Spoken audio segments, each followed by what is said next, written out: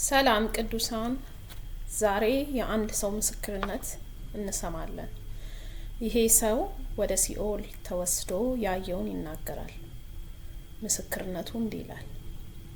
ስሜ ማሪዮ ይባላል። ትዝ ይለኛል፣ ቀኑ አርብ ነበረ። እኔም ቤት ውስጥ ነበርኩኝ። አብዛኛውን ጊዜ አርብ ሲመጣ መዝናናትና ፓርቲ መሄድ ከጓደኞቼ ጋር ልምዴ ነበረ። ነገር ግን ያ አርብ ቀን ትንሽ የተለየ ሆነብኝ። ከቤት መውጣት በፍጹም አልፈለኩም። ከቤት ብወጣ የማልመለስ አይነት ስሜት ተሰማኝ። ስሜቱ እጅግ ከባድ ነበረ። ከዚህ በፊት ተሰምቶኝ የማያውቅ ፍርሃት መጣብኝ። ጓደኞቼ አብሬያቸው እንድሄድ በሬን መምታት ጀመሩ። ነገር ግን በሩን በመቱት ቁጥር የፍርሃት ስሜቴ የበለጠ እየጨመረ መጣ። ብዙ ጊዜ ካንኳኩ በኋላ እንደማልከፍት ስለገባቸው ትተውኝ ሄዱ። እነርሱ ግን ምን እንደነበረ አልገባቸው። እኔ ዝም ብዬ በጀርባዬ ሶፋ ላይ ተንጋልዬ እጅግ ጥልቅ የሆነ እንቅልፍ ወሰደኝ። አይኔን ስዘጋ ትዝ ይለኛል፣ ከምሽቱ 3 ሰዓት አካባቢ ነበር።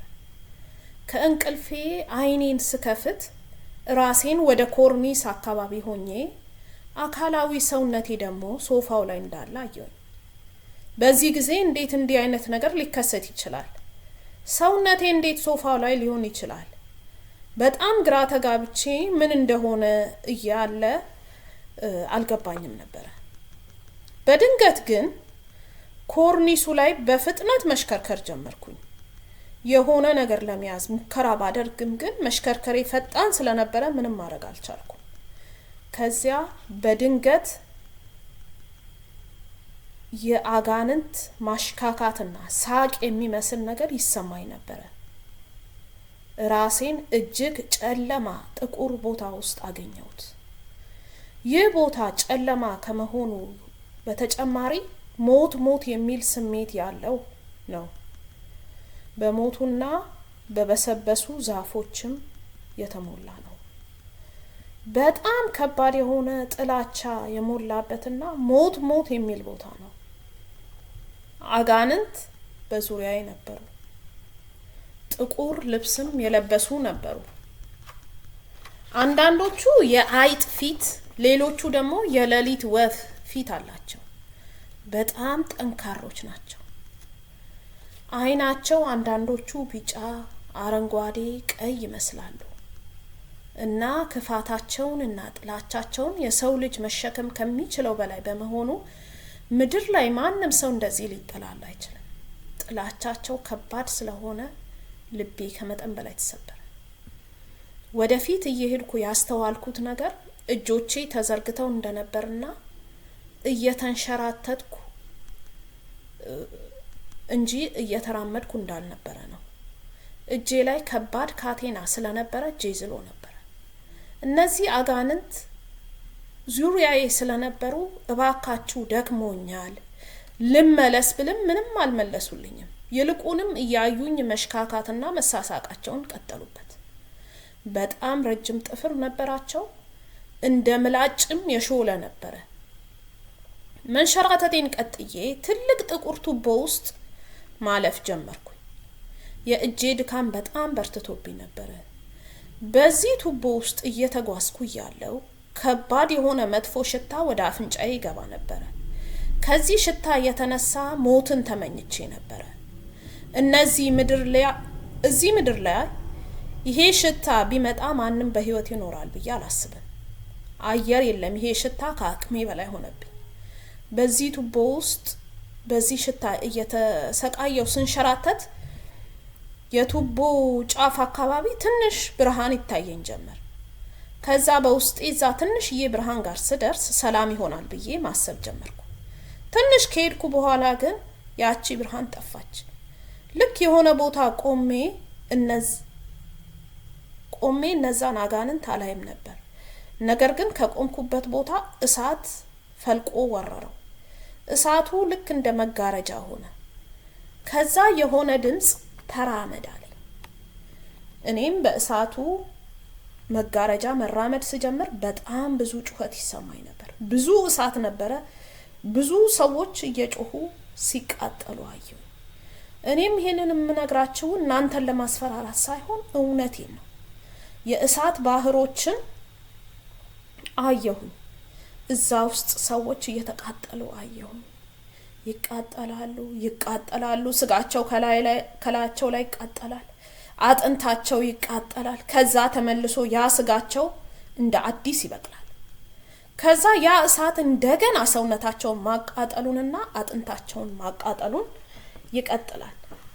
በተጨማሪም ትሎች የሰውነት ስጋቸው ውስጥ እየተንቀሳቀሱ ሲበሏቸው አየሁ። ወጣቶች ቤተሰቦቻቸውን ባለመታዘዛቸው የተነሳ እንደዚህ ሲሰቃዩ አይቻል። ፓስተሮችም የህዝቡን አስራት በመዝረፋቸው የተነሳ እንደዚህ ሲሰቃዩ አይቻለሁ።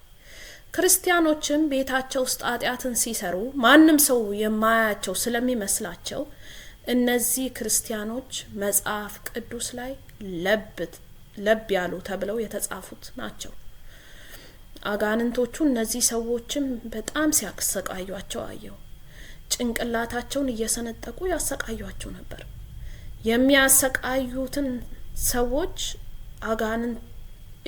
የሚሰቃዩትን ሰዎች አጋንንቶቹ እየወጉ ሰውነታቸውንም እየቆራረጡ ያሰቃዩቸዋል። ግን መሞት ስለሌለ ሰዎቹ እየተሰቃዩ ይቆያሉ። ሰይጣን ጠንቋዮችንም ሲያሰቃይ ነበር። ሰይጣን የውሸት ቃል ኪዳን በምድር ላይ ቢገባላቸው ከመሰቃየት አይድኑም። እግዚአብሔር የእያንዳንዳችንን ነፍስ ትልቅ ዋጋ ይሰጠዋል። ሰይጣንም ነፍስን ይፈልጋል። ሰዎች እየጮሁ አንድ እድል ስጠን ይላሉ። ከተመለስን ለሰዎች እንመሰክራለን እያሉ ይጮሃሉ። እግዚአብሔር ለሰዎች በምድር ላይ ኢየሱስን እንድናውቅ ብዙ እድል ይሰጠናል። ግን ይህንን እድል ካባከንን ወደ ሲኦል መሄዳችን አይቀርም። እዛ ውስጥ ለሰዎች ፍቅር የሌላቸውና ይቅርታ የማያረጉ ሰዎችን አይቻለሁ። መጽሐፍ ቅዱስ ለሚጠሏችሁ ጸልዩ ነው የሚለው። እንዲሁም መጽሐፍ ቅዱስ ፍቅር የሌለው የእግዚአብሔርን መንግስት አይወርስም ይላል። ይሄ ሁሉ ሰዎች እየተሰቃዩበት ያሉበት ቦታ ምንም አይነት እንቅልፍ ወይም እረፍት የለም። ምክንያቱም የእረፍት ምንጭ የሆነው እግዚአብሔር ሲኦል ውስጥ ስለሌለ ነው። ምህረት ያለው አሁን ነው። እድላችሁን ተጠቀሙበት። ውሃም ሆነ ምግብ እዚያ ቦታ የለም። በዚህ መንገድ እየተጓዝኩ ያለ ወንዞችን አየሁኝ። ነገር ግን እነዚህ ወንዞች የእሳት ወንዞች ናቸው። እኔም እነዚህ ወንዞች ውስጥ የሆኑ አይኖችን እያዩኝ አየሁኝ። ጩኸታቸውን እሰማለሁ። ከዚህ የእሳት ባህር ለመውጣት ይሞክራሉ፣ ግን አይችሉም። እነዚህ ሰዎች ሴትና ሴት፣ ወንድና ወንድ ግንኙነት የሚያደርጉ ወይም ግብረ ሰዶም የሚባሉት ናቸው። እጃቸውን እርስ በርስ ታስረው ነበር። ለመውጣት ፈልገው በተደጋጋሚ ይቅርታ ቢጠይቁም ምንም ነገር ማድረግ አልቻሉም። ጊዜው አልፏልና። ግለ ወሲብ የሚያረጉትን ሰዎች አጋንንት በብልታቸው ውስጥ እንደ ገጀራ አይነት ነገር እያስገባ ሲያሰቃያቸው አየሁ። ለዛ ነው መጽሐፍ ቅዱስ እጃችሁ ከሆነ ወደ ኃጢአት የሚወስዳችሁ ቁረጡት የሚለው። እነዚህ አጋንንት እናንተ ሞኝ ሰዎች እያሉ ይጠሯቸው ነበር። ምክንያቱም ሁሉንም የሰይጣን ውሸት ሰዎች እየሰሙ እግዚአብሔርን ስለሚክዱ ነው። እኔ ይሄን ሁሉ ስቃይ ማየት ከብዶኝ አይኖቼ መጨፈን ብፈልግም አልቻልኩም። ልክ እንደ ምድር እዛም እስር ቤት አለ። አንዳንዶች ስጋቸውን በመንከስ ደም ለመጠጣት ይሞክራሉ። የውሃ ጥማቸውን ለማርካት ይሞክራሉ፣ ግን አይችሉም። ስለዚህ በውሃ ጥም ይሰቃያሉ። አንዲት አሮጊት ሴት እዚያ እስር ቤቱ በሚመስል ቦታ ላይ ፊቷ ይለዋወጥ ነበር። ይቺ ሴት በህይወት እያለች ራሷን እየቀያየረች ክርስቲያኖችን ታሳድድ የነበረች ናት። ምንም አይነት መውጫ የሌለው ቦታ ነበረ። ከዚያ የሆነ አስቀያሚ ጨለማ የሆነ ትልቅ ክፍል አየሁኝ። ግን በጣም ከባድ የሆነ ጩኸት እየሰማው ነበር። ይህ ክፍል መሃል ላይ የሬሳ ሳጥን አለ። እዚህ የሬሳ ሳጥን ዙሪያ አጋንንት እየዞሩ ሰይጣንን እንደሚያመልኩ ይዘምራሉ። የምሰማው ድምጽ እዚህ ምድር ላይ ሮክ በመባል የሚታወቀው የሙዚቃ አይነት ነው። እነዚህ አጋንንት ይህንን የሬሳ ሳጥን የሚመስለውን ነገር እየዞሩ ጦር በሚመስል ነገር ሳጥኑን ይወጉት ነበረ። እኔም ከባድ ጩኸት ከዚያ ሳጥን ውስጥ ሰማ ነበረ። እዚያ ሳጥን ውስጥ ያሉት ፓስተሮች ናቸው። እግዚአብሔርን በንጽህና ከማገልገል ይልቅ እግዚአብሔርንና ክርስቲያኖችን እየዘረፉ ለራሳቸው ግን ቆንጆ ቤትና መኪና ገዝተው ህዝቡን የሚያታልሉ ነበሩ። አስራትንና በኩራትን ይዘርፉ ነበረ የነበሩት።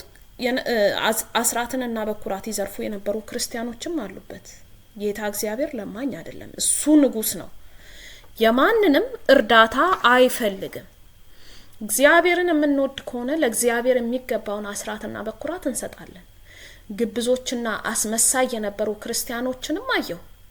እነዚህ የሚያረጉት ነገሮች ከልባቸው ሳይሆን በሰው ፊት ለመወደድ ብቻ ነበረ። ውስጣቸው ሰውን የሚጠሉ ሲጸልዩ እንኳን እግዚአብሔር ሆይ እባክህ ይሄንን ሰው አታሳየኝ እያሉ የነበሩ ናቸው። እግዚአብሔር ፍቅር ነው። እኛ ክርስቲያኖች ውስጣችን በይቅርታና በፍቅር የተሞላ ሊሆን ይገባዋል። ፍቅር ትልቅ ኃይል አለው። ጉዞዬን እንደተቀጠልኩኝ እንደ ተራራ የመሰለ ነገር በጣም ትልልቅ የሆኑ አጋንንቶች ሰዎችን እያሰቃዩ አየሁኝ። እናትና አባቶችንም አይቻለሁ። እነዚህ ልጆቻቸውን ወደ ክርስቶስ ያልመሩ፣ የተጣለባቸውን ኃላፊነት በአግባቡ ያልተወጡ ነበሩ። ለቤታችሁና ለልጆቻችሁ አጥብቃችሁ መጸለይና መምራት አለባችሁ። ይህንን ተራራ መውጣቴን ቀጥዬ በጣም ቃጠሎና ውሃ ጥሙ ያሰቃየኝ ነበረ። ሁኔታውን እንኳን ለማየት አቅም አነሰኝ። አንዲት ጠብታ ውሃ ተመኝቼ ነበረ። ወደ ተራራው ጫፍ አካባቢ ስደርስ የሆነ በር ከጀርባዬ ሲዘጋ ተሰማኝ። ምን እየተፈጠረ እንዳለ አልገባኝም፣ ግን ምንም ነገር እያየው ስላልነበረ ትንሽ ረፍት ተሰማኝ። ከዚያ ትልቅ የእግዚአብሔር መልአክ ነጭ የለበሰና በእጁ ሰይፍ የያዘ ስሜን ጠራኝ። ማሪዮ ማሪዮ አለኝ። 2-3 በላይ ጠርቶኛል። ምክንያቱም ውስጤ ባለው ፍርሃትና ድንጋጤ ተረብሼ ስለነበረ ነው። ከዚያ ይሄንን መልአክ ሳየው ማሪዮ ያለህበትን ቦታ ታውቀዋለህ አለኝ። አየሁትና የት እንዳለ አላውቅም አልኩት። ዛሬ የአንተ ቀን ቢሆን ኖሮ ለዘላለም እዚህ ቦታ ነበር የምታሳልፈው አለኝ። ይሄ ሲኦል ነው አለኝ። ከዚያ ማሪዮ አምላክህ ማን ነው አለኝ። እኔም አምላኬ ማን እንደሆነ አላውቅም አልኩት። ከዚያ ትንሽ እንደ መስኮት ነገር አየሁኝ። ራሴን ልጅ ሆኜ ሮኒና ማይክ የሚባሉ ሰዎች መጽሐፍ ቅዱስ ሲያስተምሩኝና ኢየሱስ ይወድሃል እያሉ ሲነግሩኝ አሳየኝ። ልክ እነዚህ ሰዎች ኢየሱስ ይወድሃል እንዳሉ ይሄ መስኮት ነገር ተዘጋ። ከዚያ ይሄ መልአክ በድጋሚ አምላክህ ማን ነው አለኝ። እኔም ኢየሱስ አልኩኝ። ከዚያ እንደገና መልአኩ አምላክህ ማን ነው ሲለኝ ኢየሱስ አልኩኝ። ከዚያ ይሄ መልአክ የአምላክን ድምጽ በጩኸት ጥራ አለኝ። እኔም ኢየሱስ ብዬ ጮኩኝ። ይሄ ድምጽ ያስተጋባ ጀመረ።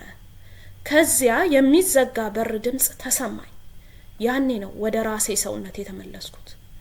አይኔን ከፈትኩኝ። መተንፈስ አቅቶኝ ከባድ ፍርሃት ውስጥ ነበርኩኝ። መንቀሳቀስ ራሱ ፈርቼ ነበር። አንገቴን ትንሽ ዝቅ አርጌ ኢየሱስ ሆይ ይቅር በለኝ አልኩኝ። ከዚያ ተንበርክኬ እጄን ዘረጋውኝና ኢየሱስ ሆይ እባክህ ማረኝ፣ እስከ ዛሬ ላረኩት ኃጢአት ይቅር በለኝ ብዬ ወደዚህ ስፍራ መመለስ አልፈልግም ብዬ መጸለይ ጀመርኩኝ። ከዚያ የሆነ ንዝረት ከእግር ጥፍሬ እስከ ራሴ ተሰማኝ። ከዚያን ጊዜ ጀምሮ የነበረብኝ የሲጋራ፣ የአልኮልና የሌሎች አደንዛዥ እጽ ሱሶች በሙሉ ጠፉ። ይኸው ዛሬ 19 ዓመቱ ነው። ክብር ለእግዚአብሔር ይሁን። ቅዱሳን ተባረኩ። ከዚህ ምስክርነት ትልቅ ነገር እንደምትማሩ አስባለሁ። እወዳችኋለሁ። ተባረኩ።